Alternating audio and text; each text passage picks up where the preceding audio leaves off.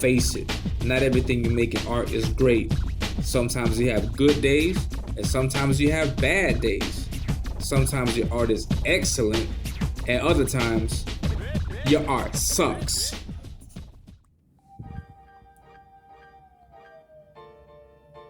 Hello everyone, welcome back to the channel and welcome to this new video. And as you've seen in the thumbnail, today we're going to be looking at this piece. This is a Daredevil drawing that I did way back in the day. This is, if you can take a look here, this is from back in 2019.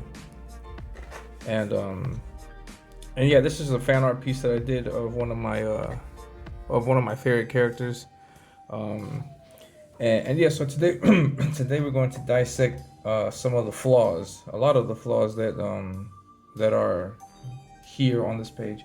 And yeah, so we're going to take a look, and I'll be jotting this stuff down. Before I get started, I also want to say thank you to all the new subscribers. I really appreciate the support, and also all the people checking out the videos. I really appreciate it. Yeah, I'll be doing more of these Your Art Sucks videos, because apparently I have stacks and stacks of crappy art. So we'll take a look at all of it, and hopefully you like it. Hopefully you learn something. And I also have to make another video because I received a question in one of the previous videos, but yeah, I'll get into that at another time. But yeah, so looking at this, so we don't get too sidetracked here. Yeah, this is a Daredevil piece. I like the piece. If you look at it, it looks pretty nice, but there are a lot of flaws here. And we're going to start with let's put some problems with the art. And the first thing that pops up that I see across this is the line weight. All right, and here, for example, I have a severe case of deadlines. That's when a deadline is, so I can zoom in here, sorry. Yeah, so the problem is line weights, and I have a serious case of deadline. Deadline is when you draw a line and the line is just that. There's no variation in the thickness of the line. The line is just the same thickness all the way around. And that's not something that you want to do in comic book art. In comic book art, you want to put variations to that line. You want to have areas that are thicker, areas that are obviously thinner, and then other areas that are bigger. And so that's the variation is needed in comic art. And my technique for adding line weights is called building your lines.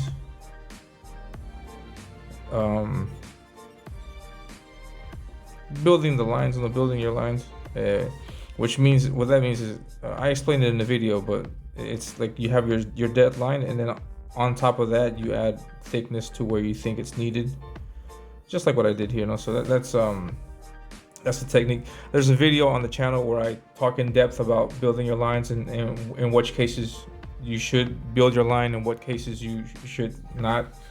And it's just some tips on that.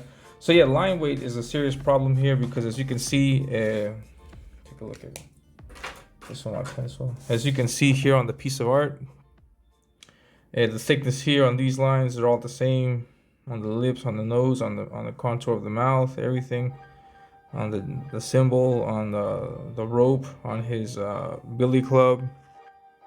Yeah, in case you didn't know, this is a billy club. We'll get into that in just a second. But yeah, here's the lines. All the lines are the same. They're all the same.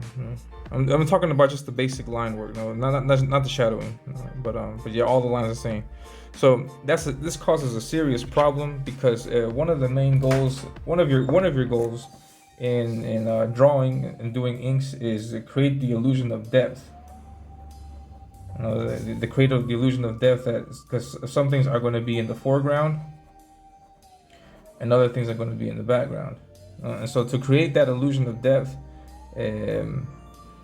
it's important, a few things to consider. One of them being line weights, because as I mentioned in the video, and I'll mention this again, one way that you can show that an object is closer to the viewer than other objects is by making the line weights thicker.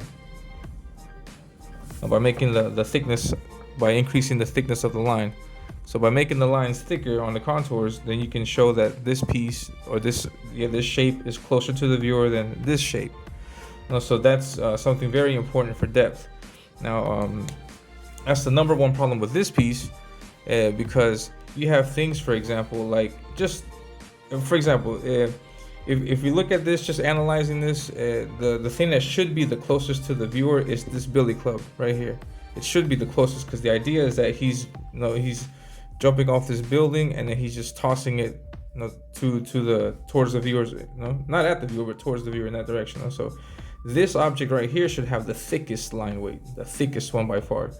But as you can see, it doesn't. So this has a very dead line ish line there, and then that should be the closest. And then if you look at what should be furthest in the back, you have like a building like this. There's like this building here. I don't know if you can see that. There's also this building here, and these buildings have a very similar, it's the same line weight. The thickness is the same.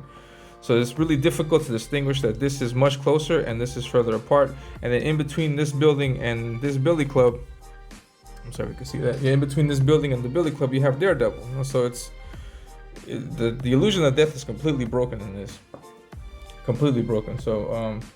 So one thing that you could do to fix that is line weight. In this case, a lot of building your lines. I can probably do that right now and just go over this and make it a little bit better.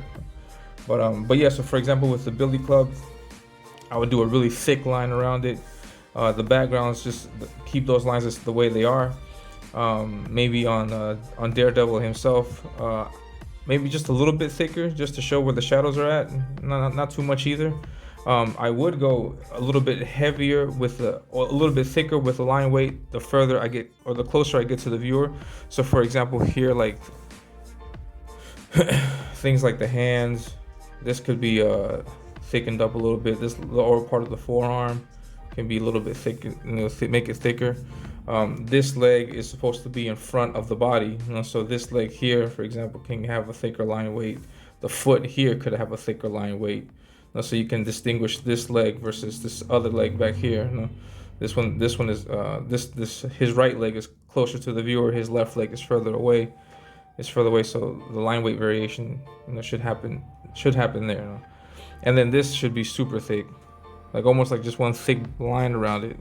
Or if you can, like do like a thick line on this circle, and then have it taper towards the back end, like have it go thinner towards the back end of it.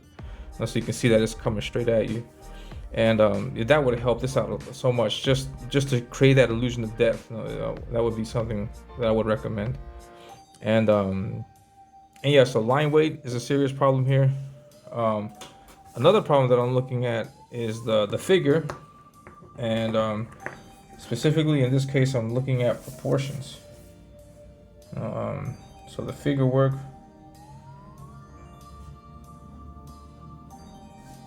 And proportions. I also have a video about talking in depth about proportions, but just a really quick rundown of what I mean with proportions. And everything has a measurement, especially figures. And usually that measurement revolves around the size of the head.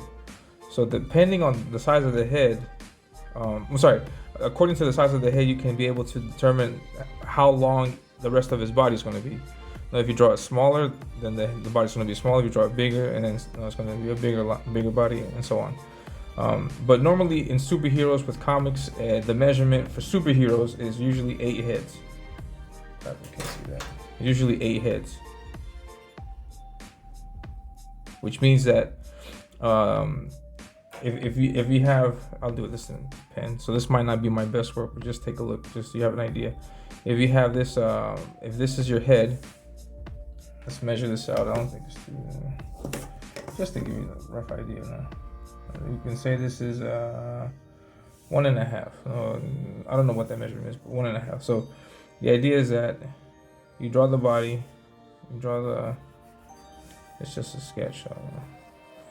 Don't beat me up over a sketch. But yeah, so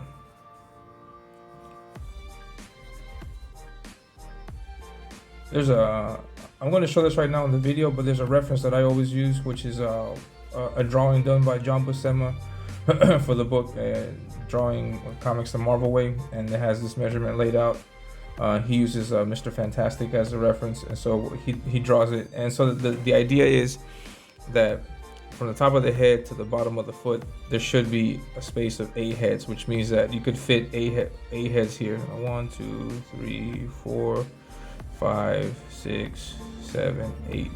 No, so that's the measurement. Not exact, no, because for example, according to the John Buscema thing, this line here should come here. So I'm just a little bit off. This torso should be a little bit lower, and so on. And so for the arm, for example, you can fit 3 heads here.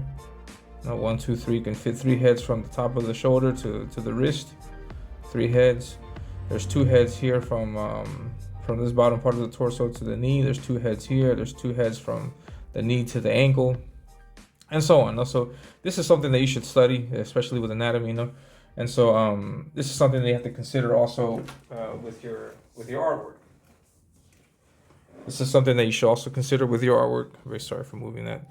And so here in the example, we can see that this is completely messed up because there's a measurement for this Daredevil head, which is pretty big. It's pretty big. I'm going to measure it from the top of this head here to the bottom, which is about here. It says from 17 to 24. So that's what's that? 3, like 7, right? So from here, I would assume here, from here all the way to the end, to this area here, there should be at 21. No, it should be 7, then 7, and then 7 again. And which we see that this is not the case. So this arm is incredibly short compared to the size of the head. So there's different ways to improve that. Either you can make this arm longer, or you can make the head shorter, but there needs to be some kind of readjustment there. Here you have some kind of leeway because the leg is not straight down, it's bent. So I mean, as long as you measure it from the knee to the ankle, fit 2 heads, I think it's almost about right. Maybe just a little bit longer. Maybe just by reducing the size of his head, you can just fix that up a little bit. And then you can get some leeway here also because it is like bent, it's bent backwards, so it's not straight down. No, but this one is a dead giveaway. This one has to be, this arm here has to be a lot better drawn than at least the proportion side has to be better than what it is there. So yeah, so that's the rule. The image, you've seen the image, but yeah, 8 heads is usually the way to go. Now 8 heads isn't a standard for everyone. You can have 7 heads. This is usually the standard of your average man or woman. 8 heads, like Captain America, I would assume. Then you can also have more, like 9 or 10, depending on the characters. Obviously Hulk is a whole lot bigger. Wolverine is a lot smaller, and Wolverine might be in the 7 and 6 range. But that's the idea. You have to use this head as the size of the head has always got to be a reference for the rest of the body. And so just keep that in mind. So you have line weights, you have figure work. The line weights suck because dead lines everywhere. The figure sucks because it's not adequately proportioned. And I would also say the third thing that I see, which is a repetitive problem that I had with previous drawings, is shading.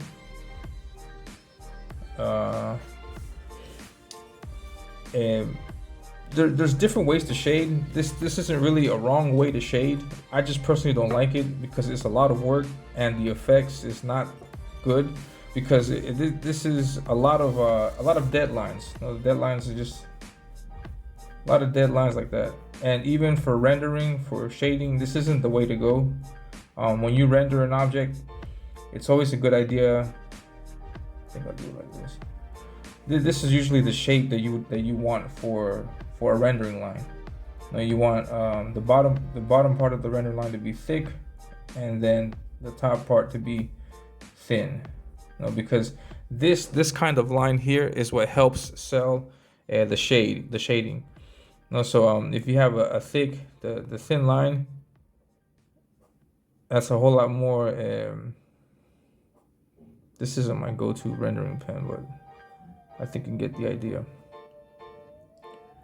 You can tell that there's a heavier shadow at the bottom than there is at the top.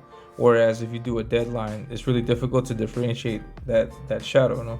And how do you know where the dark where to go in which direction? Everything revolves around your light source. So you have to pick your light source, LS for light source. You have to pick your light source, and then all lines should essentially lead there. You know, like if there's an object here and you want to shade it, and this is your light source, then the darker areas are on this side and the lighter areas on this side. So you go from thick to thin there, thick to thin there, thick to thin. That's usually, you know, if you have an object here, the same way it goes from thick to thin there, in that direction. If you have an object up here and then you want to do shadowing, then again, thick to thin. And that's how you render. No, you render according to light. At least that's a good standard. I think it's a good standard. It's a safe bet. Once you get better at it, then you can just play with it. But I think getting these fundamentals down would allow you to like understand what's going on, what's going right and what's going wrong in your art. And then from there, once you've mastered this, once you have a good handle on this, then you can just go ahead and play with however you like. Because for example, Mark Silvestri doesn't do this. He's very scratchy with his lines, and his stuff is just awesome, you know. So I mean, just the skill, you know, the skill set that each person has to achieve the goal. You know, the goal in the end is to show that shadow, that line weight. To show that variation in the shadows, to show off the perception of depth. That's the end game. That's the goal, you know? And so the idea is to get to that. You know? So there's different ways to get there. You know? There's different ways to show shadows, to demonstrate shadows. There's different way to crosshatch. There's not one specific set rule. You know? There's many different things that you can try out, but it's always good to get some kind of fundamental. You know? And if, for example, if you do decide to go with this kind of line, then be consistent with it. You know? If you do decide to go with that, be consistent with it. And here, like for example, I guess I am consistent with it because it has got the same kind of shading all the way around, but it just doesn't sell me. In my opinion, it just doesn't sell the figure and the light source as well as it should. I think it would have been better if I just, everything that you see with lines like this, I think it would have been better if I just did all that in black. Just my opinion. No? I think it would have, if I would have done that in all black, I think it would have been just nicer. But yeah, so shading is a problem that I'm not too happy with the shading on this. Yeah, so that's the third thing. And then the last thing, I don't want to take up too much of your time. The last thing, very quick, is perspective.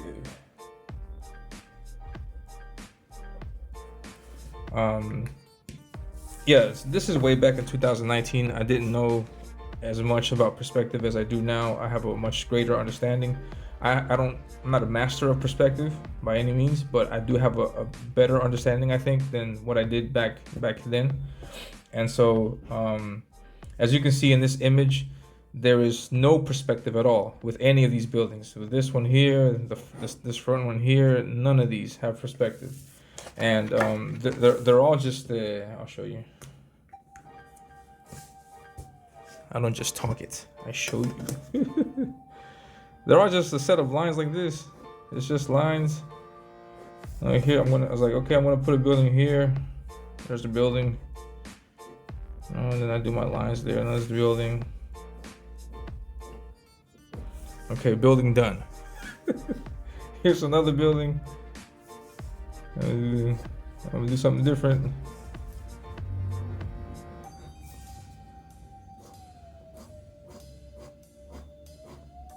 Yeah, building done. I got 2 buildings done, and so that was my approach. And you can see it. You know, it's just straight lines all the way across, perpendicular lines up and down the whole thing. So that doesn't work. It could work, but it's not going to work on every single building. And so this is because you have to respect, at least if you want a competent drawing, you have to respect your perspective. And so everything with perspective starts with your horizon line. all drawings, every piece of art, every image, every picture, everything that you see has a horizon line. Everything. There's no exception to that. Everything has a horizon line. And so when you have the horizon line, the second thing to point out, or the first thing you should point out on the horizon line is your vanishing point.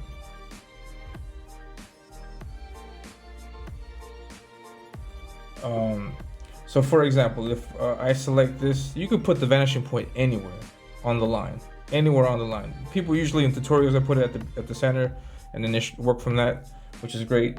No, but you can put it anywhere. You don't have to always, when you draw a line here, you just have to push in the center. Always, no, that's not the thing. You put it anywhere. I'll put it here, for example. I'll put it here. And so this idea of drawing straight lines, just the one side of the building, that could work, but it's not going to work for all of the buildings. So for example, let's just imagine that here's the floor, and I'm working with this. I can draw a building here. Pretty weird building, but yeah, I can draw a building like this, and then do the windows and do all that stuff, and then whatever. Use your imagination. You have the buildings here, and you got the windows, and then this one can be perpendicular. But if you have another building here, then it has to respect that vanishing point. It has to. It can't also be. This cannot be also another square building like that. It can't.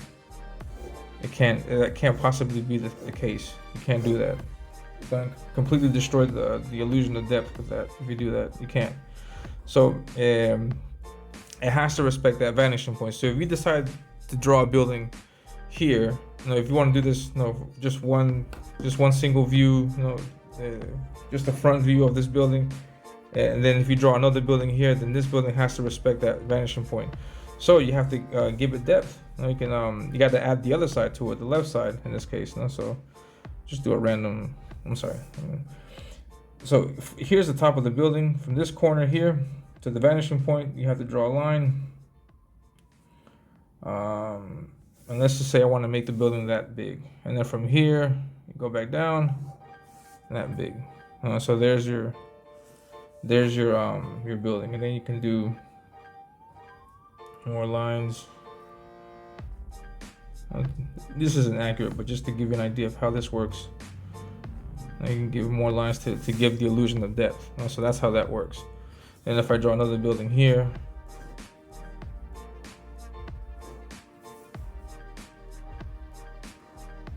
again, this tip, that corner with the vanishing point, it has to fall into place. It has to. That's the only way that you're going to get a competent drawing out of this, because there's no other way. It's got to respect the vanishing point. So yeah, so that's how that works. So that's what was missing in this piece. That's the problem with this piece. I'm sorry. So just take a look at that. That's just very quick. So that's the idea. So you can have this one that's one-sided, no problem. But the ones that come to that have to respect the vanishing point. If you decide to put buildings on the other side, that also has to respect the vanishing point. Just do it just to show you what this looks like. Put a building here. Again, this tip, so we can see that this tip to the vanishing point. Just make it smaller in this case. Like that, and then the same.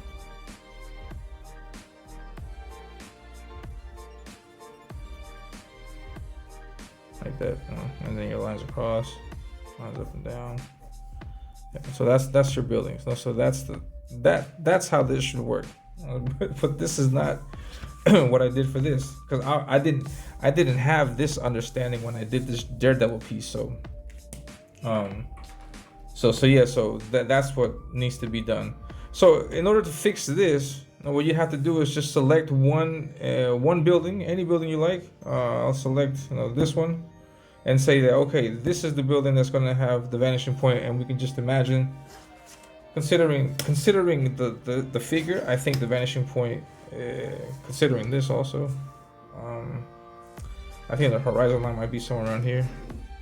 I think maybe somebody in the chat, you can, in the comment section, you can let me know exactly where you think it might be.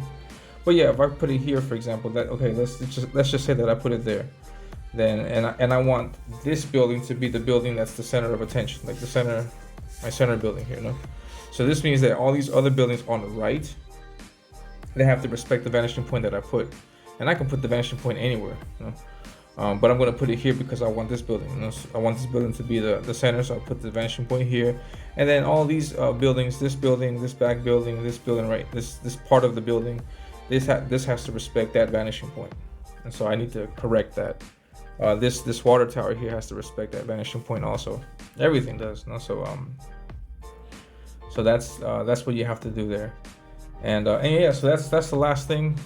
Perspective needs to change. Line weight, figure work, the shading. These are all problems that are found in this Daredevil piece. And yeah, so it's just a recap. These are all the problems. We have line weight, figure work, shading, perspective, and I gave you a rundown of all. This is line work, shading here, figure work, proportions, and then perspective. So if you can get all those things down, if you can improve that, then this piece will look a whole lot better. A whole lot better. And yeah. So that's pretty much it.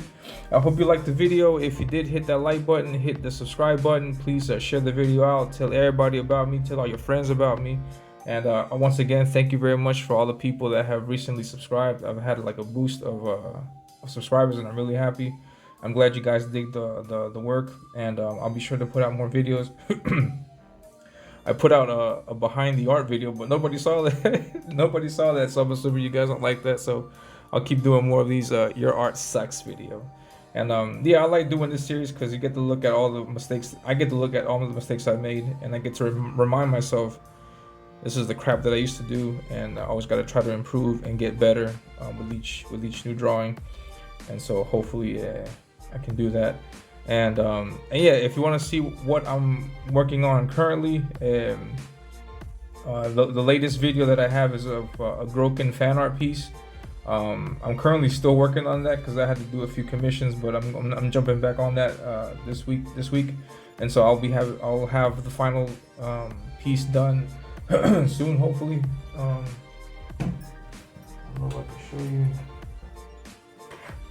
I have to find it. Give me a second. This part of the video is impromptu. I did not schedule this part of the video, but this is what I have so far. This is what I did in the video. So I mean, you can see the difference. You know how I used to draw in 2019 and how I'm drawing 4 years later. So this is all a consequence of studying, of looking at all art, understanding light sources, understanding line weights, understanding everything. You know? So there's much more depth here than there is there. And I have much more to do. This is a very intricate piece because Caleb wrote before, man. He went all in. But yeah, so I will show you. I'll keep you guys updated with the status of this as I get it done, because I still got more to do on that. But yeah, I don't want to take too much thunder away from Daredevil. I think I may redo this piece sometime in the future. But yeah, anyways, so thank you very much once again. Hit the like button, share it out, subscribe to the channel if you haven't already. Also, please check out my Instagram. On my Instagram, you can see my entire catalog, my entire gallery, and you can check out all my sketch cards, all my cover pieces, everything that I've done so far. And I don't do a lot of Marvel fan art because I've been keeping up with commissions, but every now and then I'll do something cool. Like for the latest thing that I did was a Ninja Turtles piece, which was awesome. And you can see all that on my Instagram. Also follow me on Twitter. I'm working on my own comic also, and you can get details about that on Twitter. The comic is called Ominous. But yeah, I don't want to deviate too much from the video. So I hope you guys like it. Have a great one. Take care, and I'll see you in the next video. Bye. Hello, everyone. The time is finally upon us. Ominous Avenging Death is now available. Avenging Death is a short 10-page story that serves as a preview of what kind of art you can expect and the world you'll see in the main story of Ominous. In Avenging Death, we'll see Zadok take on the monstrous Deathmonger in a 10-page fight scene that'll be sure to get you hooked into the world of Ominous.